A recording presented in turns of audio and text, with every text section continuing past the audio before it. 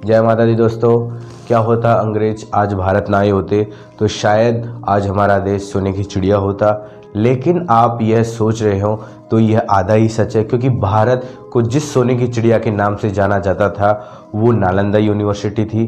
क्योंकि नालंदा यूनिवर्सिटी में हर प्रकार की शिक्षा दी जाती थी, जैसे वेद, ज्योतिष, गणित, तंत्र आदि विषयों में शिक्षा दी जाती, और इसमें 10,000 शिष्य अपनी शिक्षा ग्रहण करते थे, जो कि जापान, कोरिया, चीन, तिब्बत समेत कई देशों से छात्र नालंदा यूनिवर्सिटी में आते थे।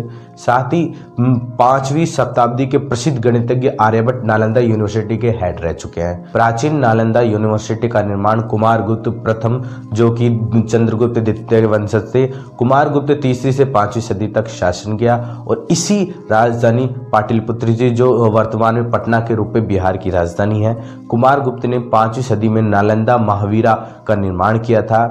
यह बिहार के पास पटना से लगभग 95 किलोमीटर दक्षिण पूर्व में स्थित है। नालंदा यूनिवर्सिटी का अस्तित्व 800 सालों से तक रहा। नालंदा यूनिवर्सिटी में पाली साहित्य, जो संस्कृत के बारे में पढ़ाया जाता है, और बौद्ध धर्म की पढ़ाई भी इसमें की जाती थी, और साथ ही शोध भी किए जाते थे। नालंदा यूनिवर्सिटी में लगभग 300 कमरे थे, 10,000 छात्र शिक्षा ग्रहण करते थे, साथ ही 3,000 टीचर भी इसमें थे। साथ ही नालंदा में 3 श्रेष्ठ आचार्य थे, जो अपनी योग्यता अनुसार प्रथम, द्वितीय, तृतीय श्रेणी में थे, जिनका नाम आचार्य शीलभद्र, धर्मपाल, चंद्रपाल और गुणवती स्त्रीमुखी थे। यहाँ पर छात्रों का सिलेक्शन मेरिट लिस्ट के आधार पर होता था, जैसे कि 10 छात्रों में से सिर्फ 3 छात्रों का ही सिलेक्शन होता था। नालंदा यूनिवर्सिटी दुनिया के पहले अंतर्राष्ट्रीय विश्वविद्यालयों में से एक है, क्योंकि यहाँ पर भारत के अलावा विदेशों से छात्र पढ़ने आते थे। नालंदा यूनिवर्सिटी में साहित्य, कानून, लैंग्वेज, साइंस, ज्योतिष, इतिहास, अर्थशास्त्र, मनोविज्ञान, एस्ट्रोनॉमी, वॉरफेयर, गणित, आर्किटेक्चर, मेडिसिन समेत कई विषयों में पढ़ाई की जाती थी। साथ ही छात्रों को कोई भी फीस देनी भी नहीं पड़ती। नालंदा में एक समय पर 3 बड़ी लाइब्रेरी हुआ करती थी, जिनका नाम रत्न रंजक, रत्नोदधि, रत्न सागर। प्रत्येक लाइब्रेरी में 9 मंजिल हुआ करती थी, जिसमें करीब 90 लाख की किताब रखी हुई थी। इसमें समय के महान गणितज्ञ आर्यभट्ट नालंदा यूनिवर्सिटी के हेड रह चुके थे।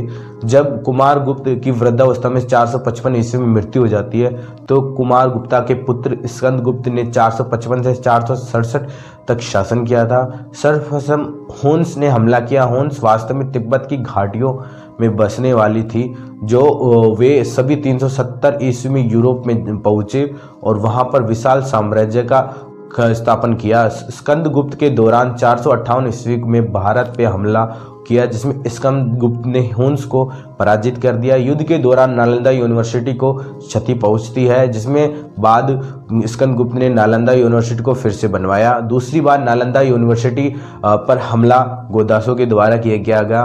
फिर इस बार राजा हर्षवर्धन ने नालंदा यूनिवर्सिटी का संरक्षण किया, फिर से इसकी मरम्मत की गई। राजा हर्षवर्धन 606 से 648 ईस्वी तक शासन किया। राजा हर्षवर्धन ने शासनकाल में 630 ईस्वी के प्रसिद्ध बौद्ध भिक्षु हुयेन त्सिंग भारत आए। हुयेन त्सिंग 15 सालों तक भारत में रहे। साथ ही 1.5 साल तक नालंदा यूनिवर्सिटी का अध्ययन भी किया और उसमें पढ़ाया भी। हुयेन त्सिंग अपनी किताब सी यूकी में भारत के बारे में बताया कि भारत सामाजिक, आर्थिक, धार्मिक और सांस्कृतिक अवस्था का परिचय मिलता है। इन्हीं यात्रियों को राजकुमार भी कहा जाने लगा। फिर इसके काफ़ी समय बीत जाने के बाद नालंदा यूनिवर्सिटी का तीसरा हमला होता है, जो बख्तियार खिलजी के द्वारा किया जाता है। तीसरे हमले के बाद नालंदा इतिहास के पन्नों में छिप जाता है। बख्तियार खिलजी अफगानिस्तान से 1119 में भारत आया और आते ही उत्तरी भारत पर कब्जा कर लिया। इसी बीच बख्तियार खिलजी ने की तबीयत थोड़ी सी खराब हो जाती है, जिससे कि जल्दी से ठीक नहीं हो पा रहा था और हकीम को दिखाया, लेकिन तबीयत में कोई सुधार नहीं आया। फिर यह सब होने के बाद बख्तियार को किसी ने बताया कि नालंदा यूनिवर्सिटी के आचार्य राहुल श्रीवत्स से मिलिए, वो आपको ठीक कर देंगे। लेकिन बख्तियार खिलजी आचार्य राहुल श्रीवत्स से अपनी बीमारी का इलाज नहीं कराना चाहते थे। क्योंकि आचार्य राहुल श्रीवध काफिर थे। काफ़ी समय बीत जाने के बाद, इलाज न होने के बाद राहुल श्रीवध को बुलाते हैं और राहुल श्रीवध को अपनी बीमारी का इलाज बताने के बाद बख्तियार खिलजी ने राहुल श्रीवध को कहा कि मैं किसी काफिर के द्वारा बताया गया इलाज और नुस्खे नहीं लूँगा। अगर तुम मुझे ठीक करना चाहते हो तो सिर्फ इस्लाम के दायरे में रहकर ही मुझे ठीक करो। आचार्य यह सब सुनने के बाद खिलजी को कुरान दी जाती और कहा कि इसे रोज पढ़ो। आचार्य की यह बात सुनकर खिलजी मान गया और रोज कुरान को पढ़ना शुरू कर दिया। कुरान के पन्ने को पढ़ते समय बाद थूक लगाकर उसको पेज को पलटता था। काफ़ी समय यही किया। फिर खिलजी ने महसूस किया कि उसकी तबीयत सही होती जा रही है, जिससे कि खिलजी यह सब देखकर अचंभित हो गया। खिलजी ने पता किया कि मैं कैसे ठीक हो गया बिना इलाज के कैसे। फिर खिलजी को पता लगा कि आचार्य ने कुरान के पेजों पर दवाई का लेप लगा दिया था। जब भी कुरान के पेज को थूक लगाकर पलटता, जिससे कि दवाई पेट में अंदर चल जाती और बख्तियार खिलजी यह ठीक हो जाता। बख्तियार खिलजी यह बात सुनकर बहुत गुस्सा आ गया और सोचा कि हमारे किसी भी हकीम से ठीक नहीं हुआ। अगर यह यूनिवर्सिटी रही तो शायद हम नहीं रहेंगे। फिर बख्तियार खिलजी ने नालंदा में आग लगवा दी और सभी भिक्षु, आचार्य, शिष्य को मरवा दिया। नालंदा की लाइब्रेरी 3 महीने तक जलती रही और जिसमें करीब 90 लाख से भी ज़्यादा किताबें जलकर खाक हो गई।